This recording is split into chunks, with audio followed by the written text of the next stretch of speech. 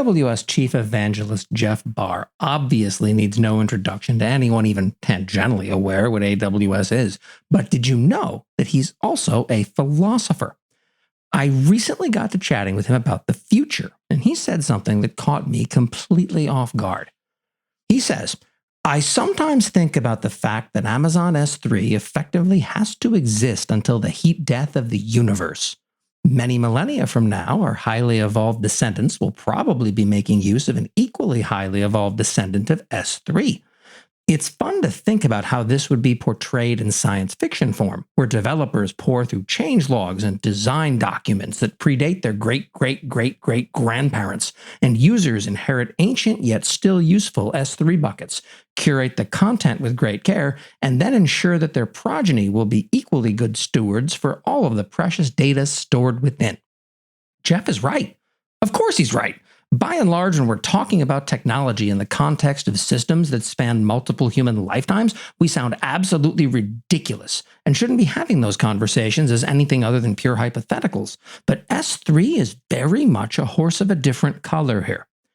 Despite doing what every good sysadmin does exactly once in their career and naming servers after Federation starships, I'm no sci-fi author. Instead, let's turn our attention to the real world. Here's a challenge for you. As an idle experiment, poke around when you have a few minutes and try to find the oldest file on your computer.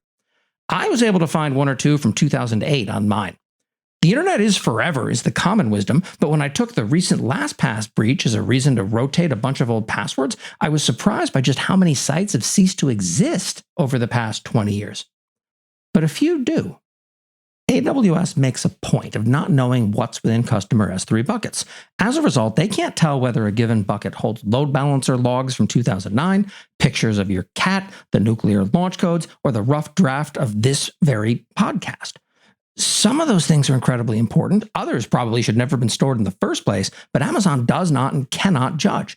So long as the bill gets paid, and for an absurdly long time, even when it doesn't, your data is treated as this cannot be lost under any circumstances.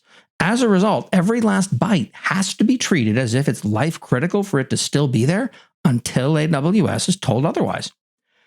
S3 has been rebuilt from the ground up multiple times since it launched 17 years ago and has had its feature set expanded dramatically since then. But the data anyone stored in it from its first day remains in place. It should also be said that that data will now cost you just 15% of what it did when you uploaded it. Yes, you're going to skip past this point, but stop for a minute and think about what that portends exactly. You've got data that you wrote to an S3 bucket. You can retrieve it via the same API calls that you used 15 years ago, but like a digital ship of Theseus that charges monthly rent that periodically decreases, every physical aspect of the system you wrote that data to no longer exists. The servers, the hard drives, the networking devices, in some cases the data center facilities themselves, all have been refreshed and replaced multiple times. Say what you will about cloud, and I'll say a lot more, but you can't deny that it's done a princely job of abstracting services away from their underlying hardware. You can overpay for them compared to a bunch of other options, but should you choose to do it, you can run older EC2 instance types today. AWS has taught Nitro to emulate their characteristics on modern hardware. Ever notice that in 2017 you had periodic EC2 instance degradation notices showing up consistently, but these days they're almost unheard of? Even in our data centers, Kubernetes and its ilk of container orchestrators have separated out a hard drive or a server just blew up from the services running atop that hardware. I don't know about you, gentle reader, but I find the idea that something I built 10 years ago still being in production used to be more than a little revolting. My code wasn't that good at the time, and it's certainly garbage now. That should be considered a terrifying bug that should be stamped out with ruthless efficiency. Accordingly, if you tell me that you're building something with an eye toward it still existing centuries from now, I will look at you as if you've slipped a gear. The very idea is absurd, except where something as foundational as S3 is concerned. So much depends upon that service existing in the same form it originally launched with, and it's met those expectations superbly. The amount of engineering work put into the system is nothing short of astonishing, yet the only way you or I know that it's happening is because AWS talks about it.